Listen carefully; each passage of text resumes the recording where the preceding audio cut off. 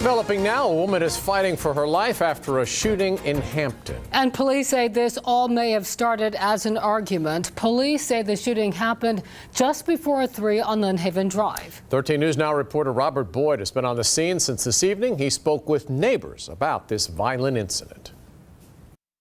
Well, according to Hampton police, this all began as a domestic dispute. The woman who was shot lives right here on this street behind us, Lynnhaven Drive, according to neighbors, and they say it was her and her boyfriend who were in that fight, and at some point it escalated so quickly, so aggressively, that they both pulled out guns and began firing at one another, according to police. Lynnhaven Drive was shut down for hours Tuesday afternoon.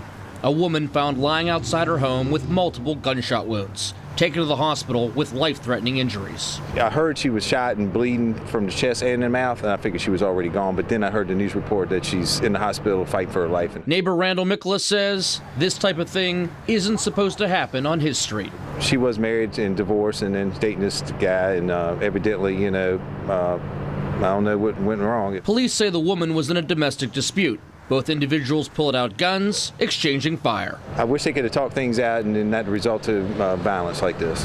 Mikla says the whole neighborhood is lucky more people were not injured. I mean, it's about the time the kids are getting off the bus, actually, a few minutes beforehand. The other person involved in the shooting, who neighbors are calling the boyfriend, was questioned by police, but so far no arrests. Meanwhile, people on Lynnhaven Drive pray for their friend in the hospital. I just spoke with one of the daughters. Of course, she's shooken up. She's just trying to comprehend and understand what's going on. Christopher Joseph knows both people involved.